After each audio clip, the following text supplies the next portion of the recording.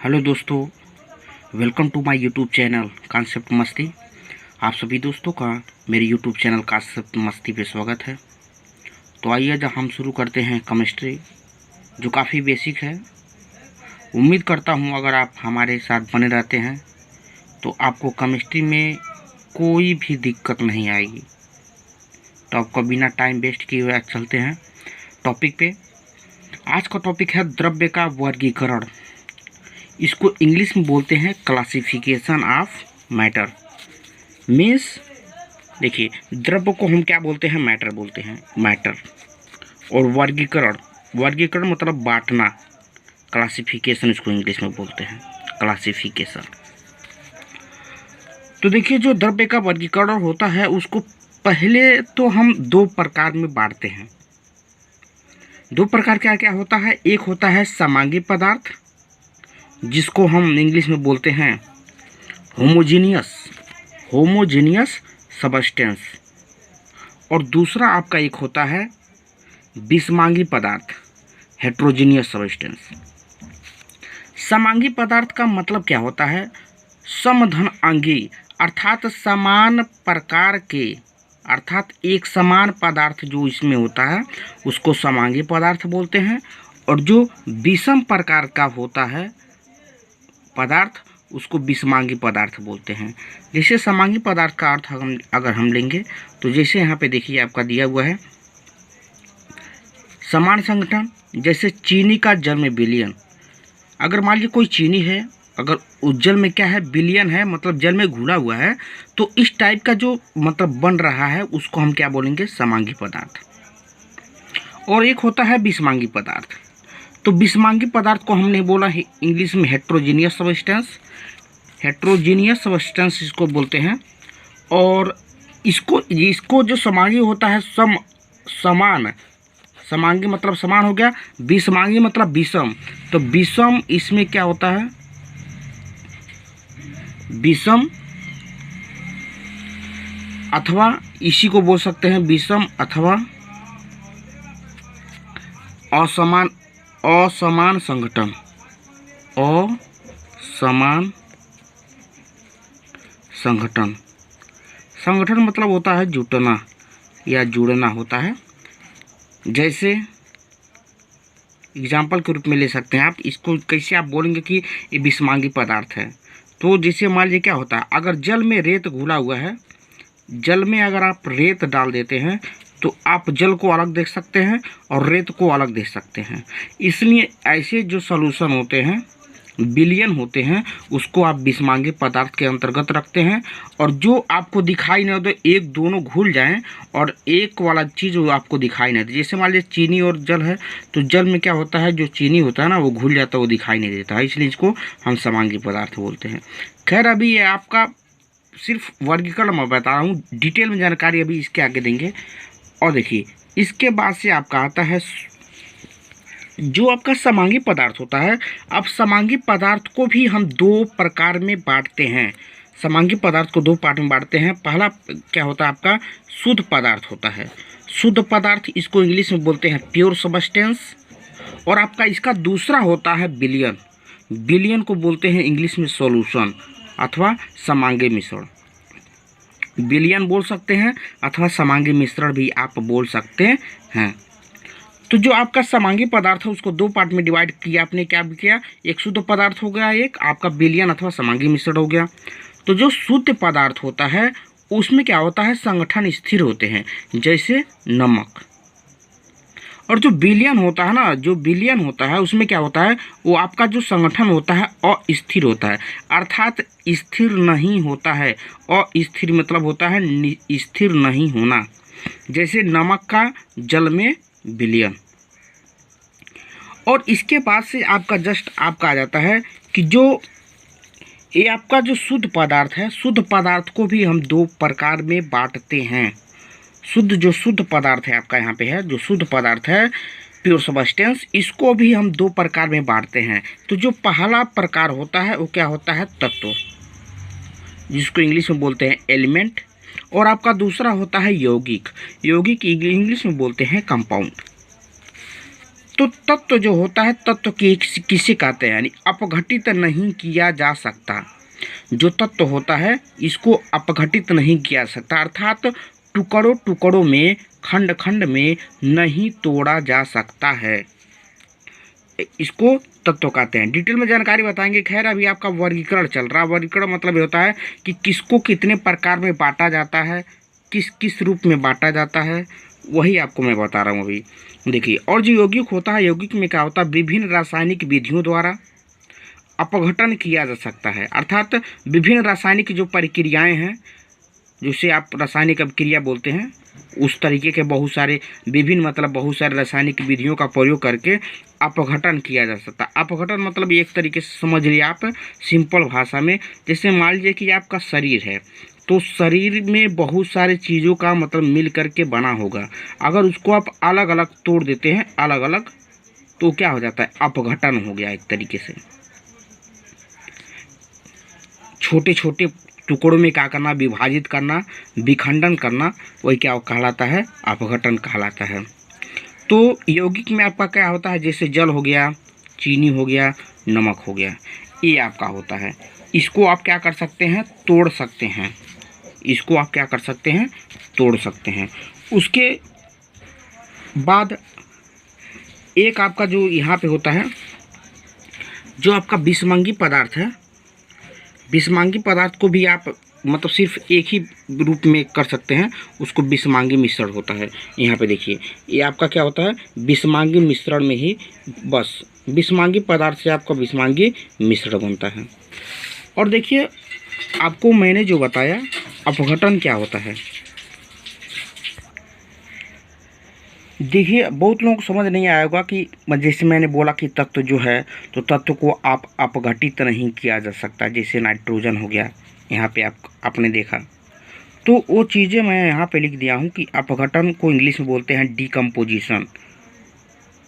ठीक है, अर्थात एक तरीके से क्या होती है, अपघटन एक प्रकार की क्रिया है जिसमें तत्व अलग अलग सूक्ष्म भागों में विभाजित हो जाते हैं। जीवों में यह क्रिया उनके मृत्यु के पश्चात शुरू हो जाती है। मतलब कहने का मतलब सिर्फ सीधा सा ये है कि अपघटन एक प्रकार की क्रिया होती है जिसमें जो तत्व होता है वो अलग अलग भागों में, छोटे छोटे टुकड़ों में, सूक्ष्म मतलब होता है बहुत छोटा, भागों में विभाजित हो जाते हैं। जैसे मान लीजिए कोई भी जानवर होता है या जीव होता है, मर जाता है, तो सड़ना गलना होता है ना, फिर सड़ने लगता है, गलने लगता है, तो वही जो क्रिया होती है, सड़ने गलने की क्रिया ही अपघटन में आता है। उसी को बोलते हैं अपघटन, डिकम्पोजिशन। तो आपको एक रिव्यू दे देता हूँ कि मैंने आपको अभी तक क्या बताया। पहले मैंने आपको बताया कि द्रव्य का जो वर्गीकरण होता है और उसको दो पार्ट में बांटते हैं। एक होता है समांगी पदार्थ, दूसरा होता है आपका विषमांगी पदार्थ। समांगी पदार्थ को इंग्लिश में बोलते हैं होमोजीनियस सब्सटेंस और विषमांगी पदार्थ को बोलते हैं हेट्रोजीनियस सब्जेक्ट। तो समांगी पदार्थ जो आपको बताया मैंने, उसको बोलते हैं समान संगठन होता है, जैसे चीनी का जल में विलयन। और उसी के साथ विषमांगी पदार्थ समान हो गया, ये विषम हो गया, तो विषम मतलब अलग अलग अथवा असमान संगठन, जैसे जल में रेत। अब जो समांगी पदार्थ है आपका, समांगी पदार्थ को आप दो पार्ट में ब्रेक कर सकते हैं, तोड़ सकते हैं। एक होता है शुद्ध पदार्थ, एक होता है आपका विलयन। एक शुद्ध पदार्थ होता है, एक होता है आपका विलयन। तो जो शुद्ध पदार्थ होता है, एक संगठन इसका स्थिर होता है, जैसे नमक हो गया। और विलयन जो जिसको आप समांगी मिश्रण बोलते हैं, इसमें क्या होता है, इसका संगठन अस्थिर होता है, स्थिर नहीं होता है, जैसे नमक का जल में विलयन। अब देखिए, जो शुद्ध पदार्थ होता है इसको भी हम क्या करते हैं, दो पार्ट में डिवाइड करते हैं, अर्थात विभाजित करते हैं। तो दो पार्टों क्या क्या आपको, एक तत्व होता है, एक क्या होता है, यौगिक होता है। तत्व को इंग्लिश में बोलते हैं एलिमेंट, यौगिक को बोलते हैं कंपाउंड। तो तत्व क्या होता है, इसको बोलते हैं अपघटित नहीं किया जा सकता, अर्थात तत्व को आप अपघटित नहीं किया जा सकते, तोड़ नहीं सकते हैं। और यौगिक को क्या कर सकते हैं, तोड़ सकते हैं। किस तरीके से तोड़ेंगे, रासायनिक विधियों द्वारा इसको क्या किया जा सकता है, तोड़ा जा सकता है। और अपघटन को आपको मैंने परिभाषा बता ही दिया फिर। और इसके बाद से आपको इसका मैं डिटेल नॉलेज देता हूँ कि विषमांगी पदार्थ होता क्या है। विषमांगी पदार्थ अर्थात जो हेट्रोजीनियस सबस्टेंस है वो होता क्या है एक्चुअली में। तो विषमांगी पदार्थ किसे कहते हैं? दो या दो से अधिक पदार्थों का असमान मिश्रण। असमान मतलब जो समान न हो। असमान मतलब क्या होता है? जो समान न हो, ऐसे मिश्रण जिसमें प्रत्येक भाग का संगठन व गुण समान नहीं होते हैं विषमांगी पदार्थ कहलाते हैं। एक बार और सुनिएगा, विषमांगी पदार्थ किसे कहते हैं? दो या दो से अधिक पदार्थों का असमान मिश्रण, यानी कि जिसमें समानता न हो, ऐसे दो पदार्थ जिसमें प्रत्येक भाग का संगठन व गुण मतलब प्रॉपर्टी और संगठन समान नहीं होते हैं विषमांगी पदार्थ कहलाते हैं।